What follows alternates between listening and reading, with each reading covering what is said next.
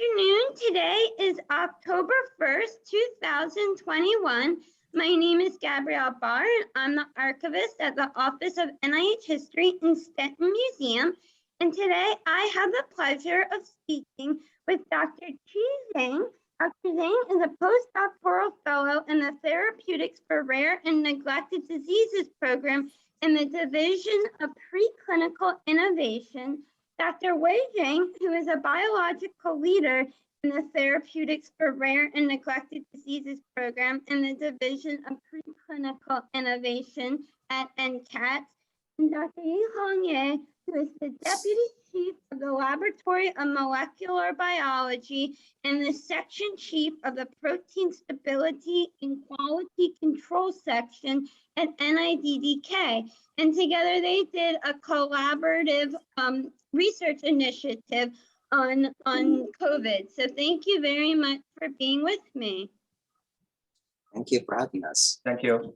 So to begin with, how did a prior study that you all did on intracellular transmission of misfolded, I'm going to pronounce this incorrectly, asynuclein fibrils, a cellular process reminiscent of viral infection, lay the groundwork for your COVID-19 studies? So this is alpha-synuclein, which is a disease protein linked to Parkinson's disease, and that's what we were mainly focused on before the pandemic. So, and for this transitions, I have to give Qi most of the credit because he's actually the one responsible for linking the two processes together. So if I recall correctly, it was at the onset of the pandemic, and at that time, Qi had just finished this drug screens in collaboration with Wei's group at NCATS and using labeled alpha-synuclein fibrils as the cargo, as endocytosis cargo. So he tested those positive hits from the screens and confirms that several of them are actually able to block the cell entry of this pathogenic protein. And then at that times, we were all forced to stay at home. So like many other scientists, we had Zoom meetings and we started to discussing about what we could do to help our fight against this terrible pandemic. And so Qi wanted to find drugs that block viral entry because of his expertise in endocytosis. So what we did first was we used the computer modelings trying to fit FDA-approved drugs to the viral protein spike, but that strategy did not work. And then Qi came up with ideas of testing the drugs that he identified from the synuclein uptake screens, hoping that there might be some similarities between the two endocytosis processes. And if so, those drugs that can block alpha-synuclein uptake should also inhibit viral entry. So even though I thought that idea was a little bit far-fetched at times, that I still gave green lights to him, and this is how we got started. So this was back in April or March of 2020, or when did this all get started?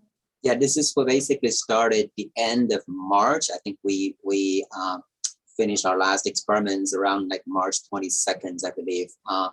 And then we went home for like a couple of weeks. And then once we got these ideas, we got the permissions to come back to the lab, and I think in May 2020 to start working on this project. Yeah. So what is haparan sulfate, and what are its properties that allow it to facilitate the endocytosis of many things, including the SARS-CoV-2 virus? Yeah, so heparan sulfate is a polysaccharide chain that is attached to approximately a dozen of membrane proteins on the cell surface. A few secretory proteins also carry this sugar modification. These molecules are collectively called heparan sulfate proteoglycans, and they are basically half proteins and half sugar, and that's how the name came from. And the core unit of heparan sulfate is a repeated disaccharide molecules, which is consist of hexuronic acid and the D-glycosamine.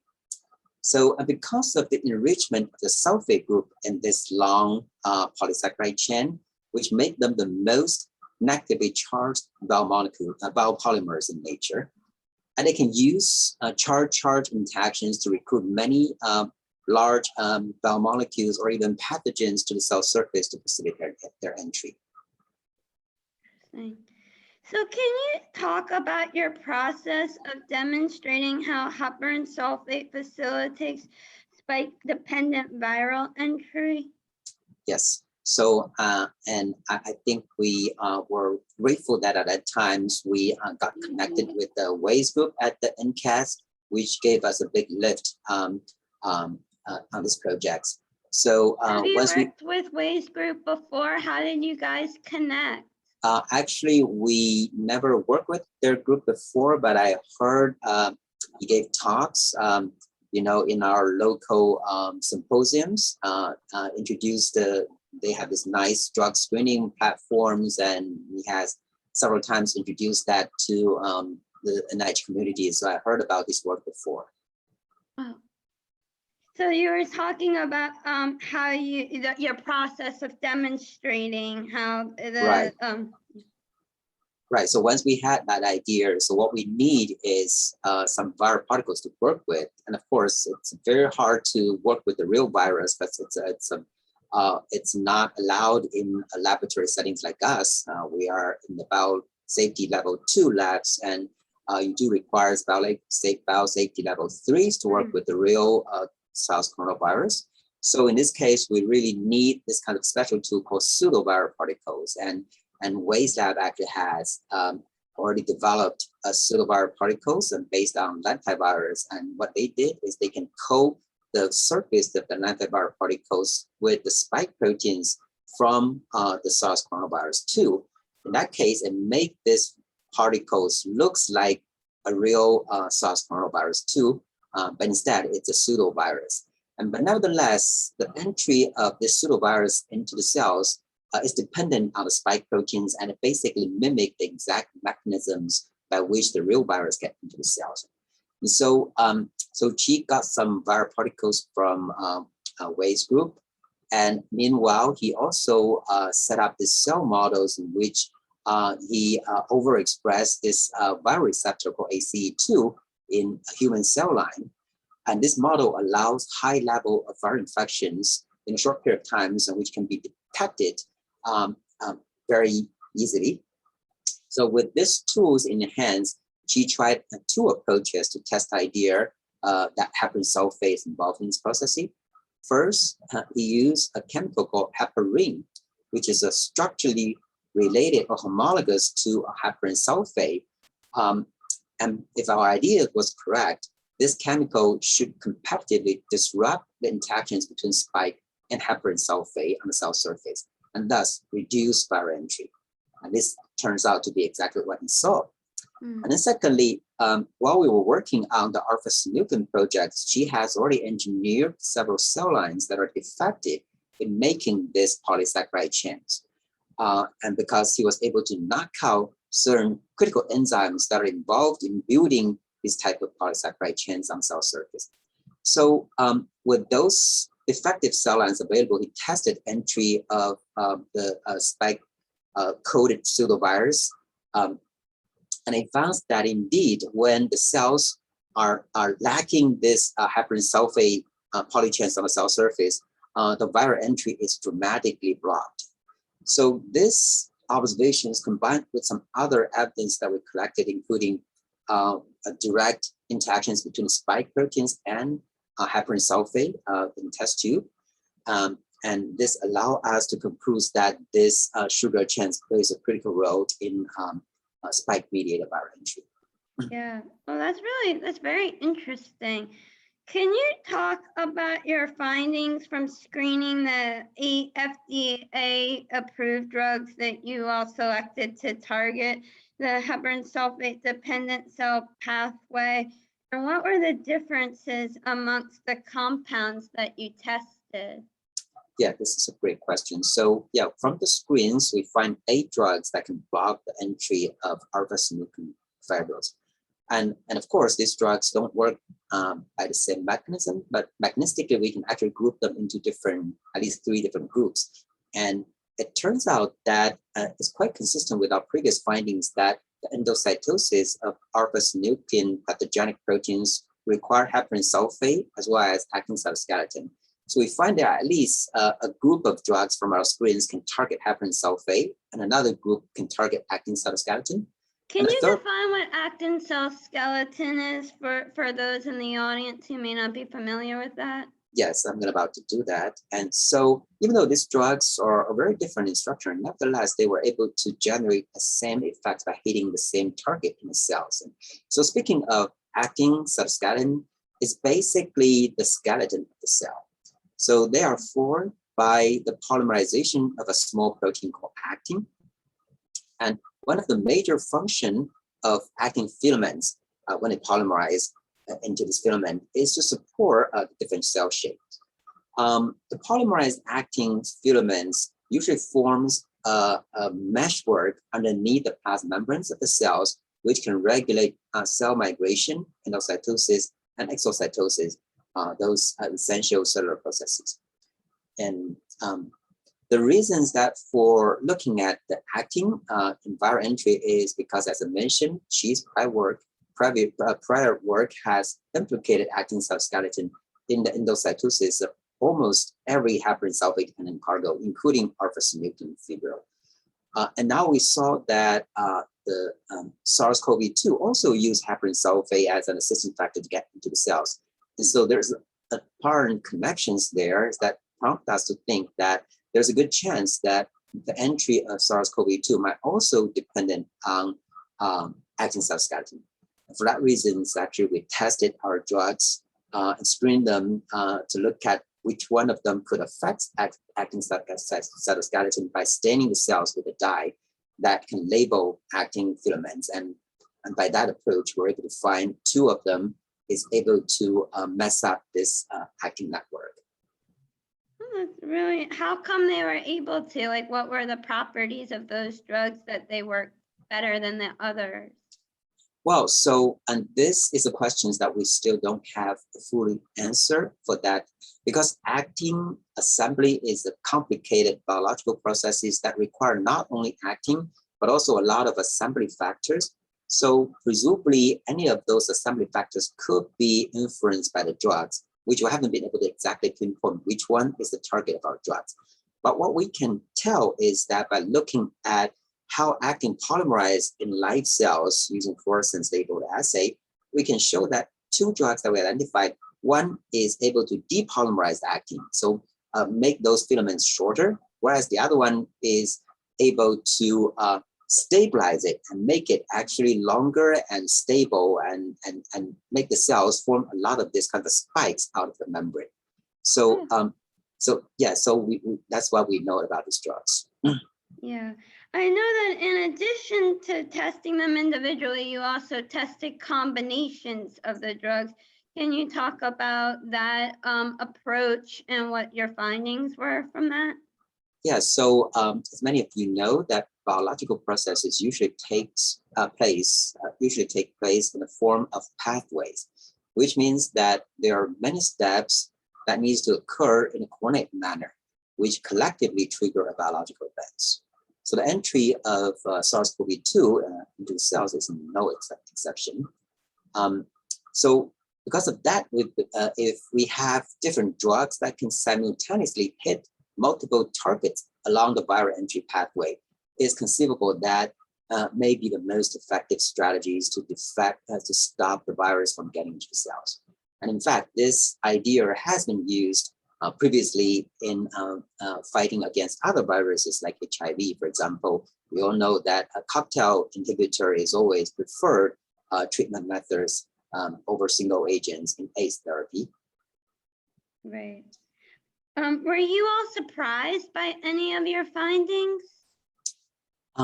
Yes, actually, when we initially discovered the involvement of heparan sulfate in these processes, we were shocked to saw that. And in fact, I couldn't even believe that. And the reason is that previous studies from many laboratories has already documented a very high affinity interactions between the viral spike proteins and the receptor ACE2.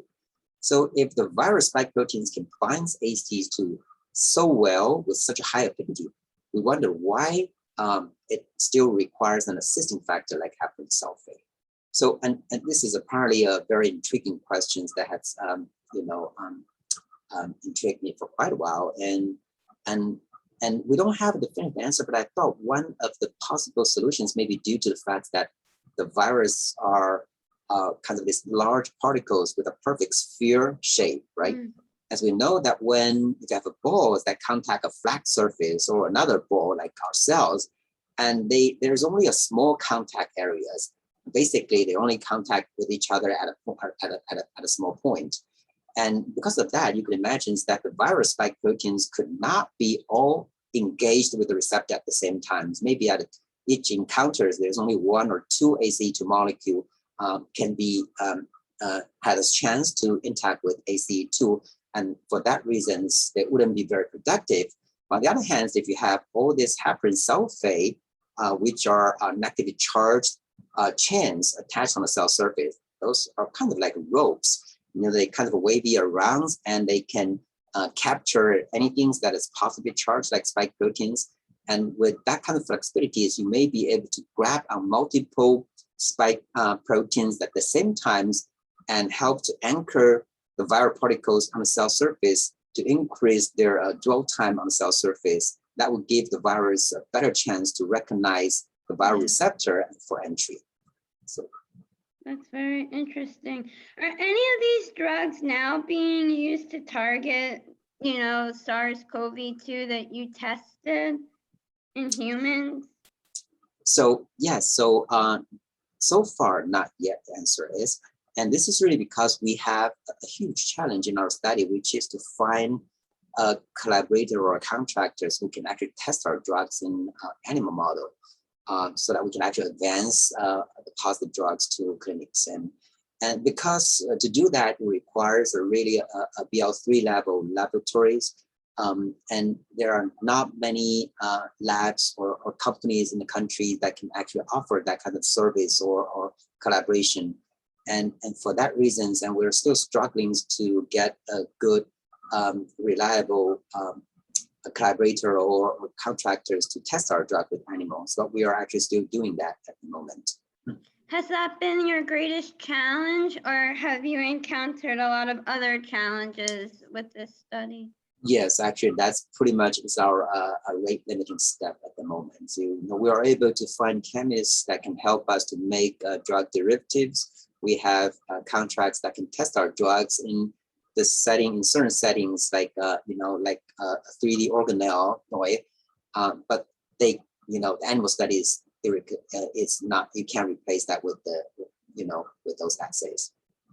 Yeah, what's the toxicity level of some of these drugs? I know that's always a big issue when they work in cell lines, but then, animals and people, especially people, can't always tolerate them. Yes, so there is huge variations between the toxicities among the drugs that we study. So for example, some of the drugs that we study, like those actin inhibitors, they are more toxic than other drugs. This is because actin plays such an essential role in our cells. And when their functions are inhibited, the cells tend to go tend to go apoptosis. And this is why those drugs are being marketed as anti-cancer drugs. And another ones that we've been very focused on is called methoxytran, which is also anti-cancer drugs. But we believe that its anti-cancer activity can be segregated by its antiviral activity. In other words, if we can generate a derivative from that compound that can get rid of its anti-cancer activity, we can reduce its toxicity while maintain its antiviral activity. And this is exactly what we're doing. And we actually have a few candidates that we're characterizing at the moment. Well, that's exciting. Yes, this is very exciting indeed. How do you think that any of these drugs and what you all have learned about heparan sulfate can be applied to other diseases? Yeah, we have thought about that a lot, and an obvious areas to expand the significance of our findings to see whether any of the drugs that we discover can be further developed into a more general antiviral inhibitor, given that this is not the first time people have shown that heparan sulfate can assist viral entry. In fact, if you look at the literatures, there are many reports suggesting a large number of pathogens can use or exploit the heparan sulfate for their use.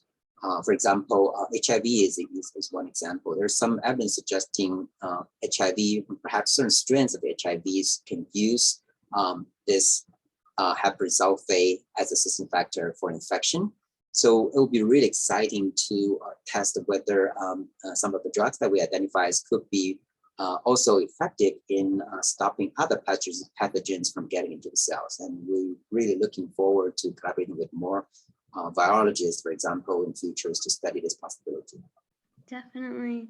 Can each of you discuss what your particular roles were with this research and how you contributed your expertise? Yes. So, and people can add if I'm not complete with the answer. So, Qi should be given the most credit as he designed and carried out most of the testing. And so I'm also involved in some of the planning works, but mostly about the big directions. I also help Qi with the some troubleshootings and data analysis and that type of things. So we do spend a lot of time discussing data and planning the next steps. And Wei and his teams have a lot of experience in drug discovery. And as I mentioned before, they basically airlifted us into this project, and by providing us with the cell lines and the viral particles and help us to get the assay set up very quickly. So they also help us to find collaborators and contracts to test the drugs in more clinically relevant test settings. Of course, the initial screen was done with Wei's group using their state-of-the-art drug screening platform. So this is truly a very wonderful collaborations that maximize everyone's expertise that would allow us to get this far in such a short period of time, I should say. Yeah, I agree. Yihong's lab is initiated the project, and Yihong and Qi the postdoc and worked very hard on many details. And my lab is the core of we can plan. We provided the platform for the compound identification and some strategies and additional assays to further validate the compound's antiviral activity. Yeah, it's a truly collaborative and NIH-wide collaborative project. For me, I'm very grateful that I can have mentors like Yihong and Wei to provide a mentorship and a leadership to guide me through these research projects. And also, this is the teamwork between two institutes inside of NIH that shows people's hard working to fight the pandemic. Yeah, definitely true. Is this one of your the first like main I guess research experiments that you've been the lead of, and what was that like for you? Qi?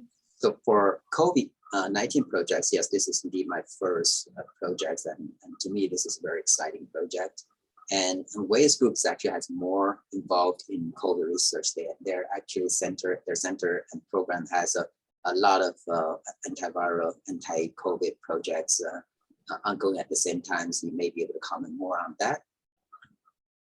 Yeah, this is one of our target and the project of COVID worked on, but it's I would say this is the best one we have moved forward and we continue work on.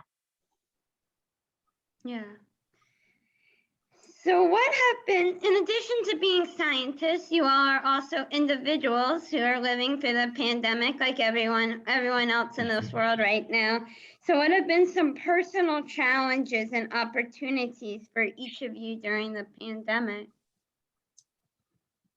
Speak of personal challenge, or outside of science, I'll say definitely. I think